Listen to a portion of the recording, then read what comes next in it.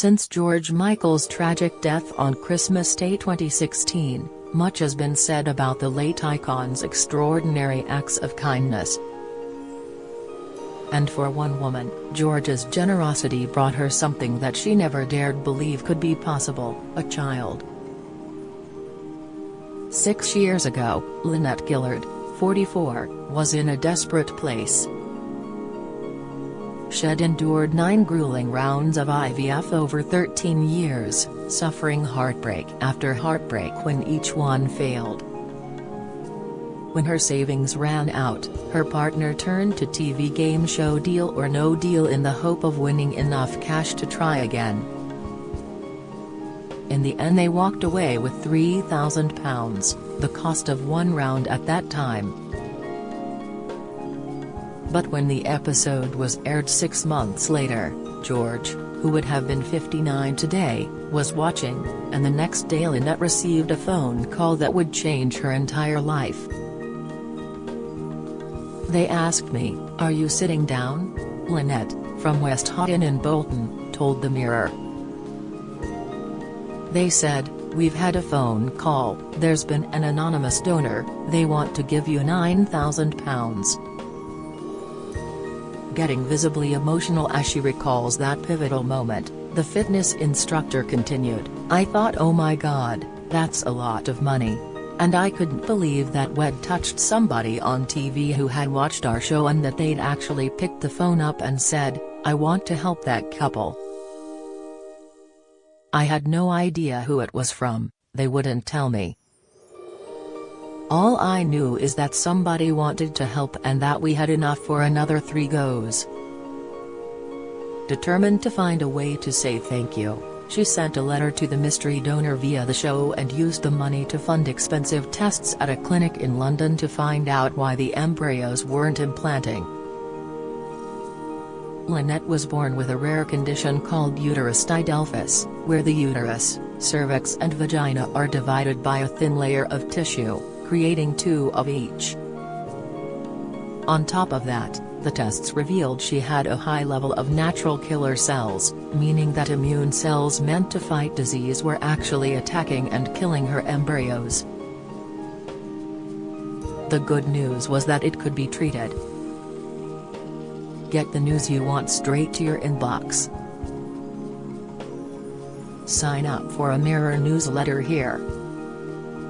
Then in late 2017, a miracle happened. Lynette fell pregnant naturally, missing her period on Christmas Day, the day of George's tragic passing.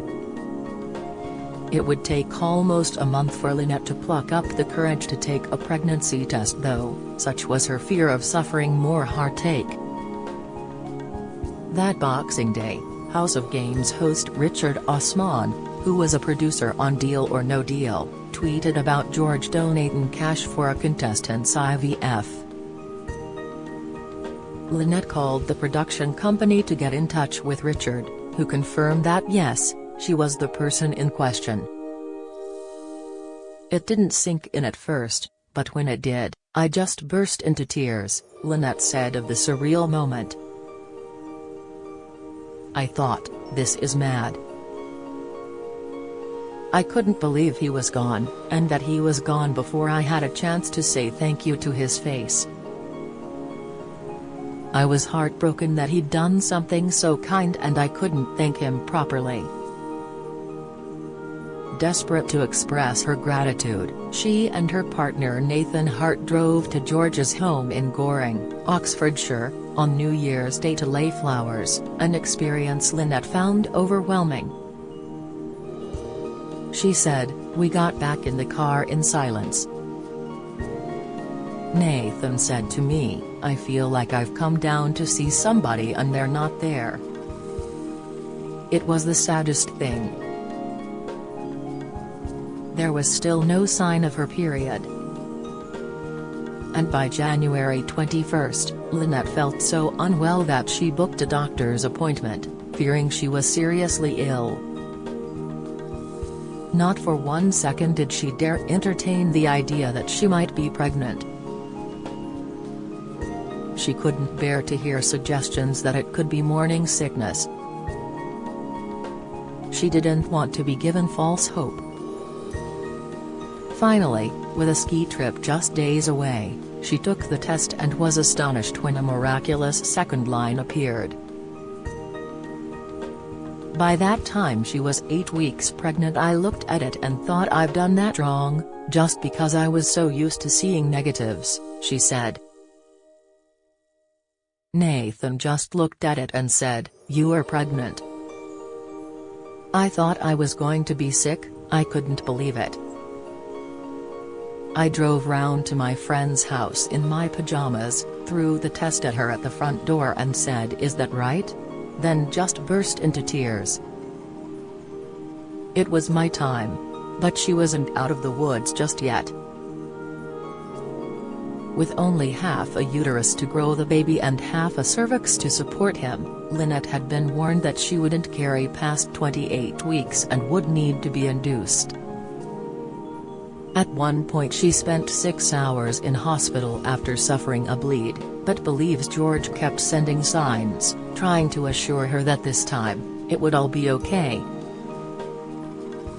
"I was constantly thinking, I've got this child and it's going to be taken away from me. I know it's going to be taken away. I'd been given this gift and just thought I would lose it," she explained. "And every time I had this feeling of, I'm not going to get what I want at the end of this, I'd get signs." After getting back in the car, she turned the radio on to find George's hit Faith playing. In the end she made it to 39 weeks, and was undergoing an emergency C-section when suddenly George's Jesus to a Child came on the nurse's radio. Her son Seth was born weighing a healthy 7 pounds 10 ounces at 4:05 a.m. on September 3, 2017, 9 months after George's passing. "All the odds were against me and I'd finally done it. He was perfect," she says. "I felt so lucky. I look at him every day and know how lucky I am. I look at him at night and I kiss him and I think, wow, I'm so lucky. I can't put it into words, I'm just so glad I carried on fighting." This year, her miracle boy will turn 5. He's about to start school and is, says his proud mum, a ball of energy. Despite his tender age, he is also aware of the kindness that an international superstar once showed his mother. She says, "He loves music, and he's funny because whenever George is playing on the radio, he'll say, 'Mummy, is this George Michael?' I'll say, 'Do you know who George Michael is?' And he'll say, 'Yes, he gave you money to have a baby, Mummy.' He knows that his middle name is George, after George Michael." Each year, Lynette and her little family makes the journey to Goring to pay their respects to the late star, with Seth dubbing the occasion, George Michael Weekend. Over the years, they've made firm friends with others who were close to George, and Lynette says Seth is a big hit with them, as well as with the fans. "Fans feel there's a huge link between George and Seth," she explains. "I found out I was pregnant just as George died. George made it happen for me, he made it happen for Seth, and that's special." Sadly though, Terry's one person who Seth will never get to meet. "I've spoken to a few people who were quite close to George and they've said he would have adored Seth," Lynette continued. "It makes me feel so sad that they never got the chance to meet. George will never know how much he changed my life. All I wanted was to be a mum, I couldn't imagine a future without a child. I felt like I had been put on the planet to be a mother and nothing else made sense to me." If I could see him, even if only for a minute, I'd tell him what an amazing person he was, how kind he was, how he touched the lives of so many and how honored I feel to have touched his heart. My life finally started when I had Seth, and that's all because of George.